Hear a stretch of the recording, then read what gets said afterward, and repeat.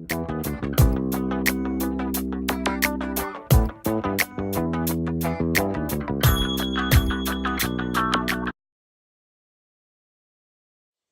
I begin by saying that there are really four occupations that I believe will be around 10,000 years from now. Okay. What do you say, Joe? Okay. I'm not sure about that one. Okay. But entrepreneurs, innovators, and pioneers, they're going to be around. If you go back to ancient Rome, they would have the Daily Scroll, and they would be looking for those people. Ancient Egypt, they had a daily papyrus, and they were looking for those people, and those people are going to be looking for 10,000 years from now. In order to be successful in those spaces, you have to be more than a vocational ed institution. That you have to produce people who are well-rounded and who can actually anticipate the future. People who understand what I call the art of the possible. That they see a block, and essentially we talk about the motto that if there is no way we can make one, that if you see a block, you're going to figure out how to get around it, how to move it, how to go through it. That in order to do that, you have to have a deep understanding of the humanities, a good understanding of science and mathematics, and then a basis in terms of a specific discipline. And so I see that that's the role. It's not going to change. Yes, and one of the things that is also important is that Du Bois talked about a dualism for African Americans, that you're one faced with being black, and then you are faced with whatever it is that you're trying to do.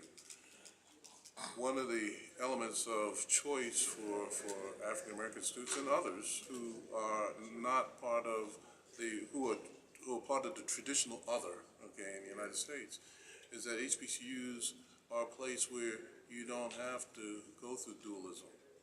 You're just a student. That means that you can actually spend your energy developing your talent, strengthening your ability to add value, and so that you can actually be successful in the world market. Doesn't mean that going to the other places is going to lead to failure. It just means you don't have to burn up as much energy. Okay? There's no black table, okay, at an HBCU. And I think that that's something that's very, very important. But we are training people to be successful in the global marketplace. At Clark Atlanta University, there are a number of programs that are tremendous. And certainly we're here where we look at mass media and media arts. It's just tremendous programs in terms of the training, especially in a city like Atlanta, which is probably really second only to, say, New York in terms of a media location.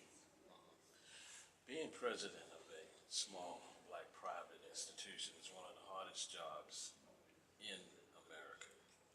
Was life not difficult enough for you already that you decided that you wanted to take this? Why?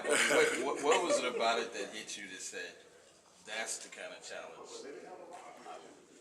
Well, it's a two-parter. The first thing is that I see myself at age 18 going off to college with the expectation that the people that I'm going to their institution, that I see those people as helping me be successful.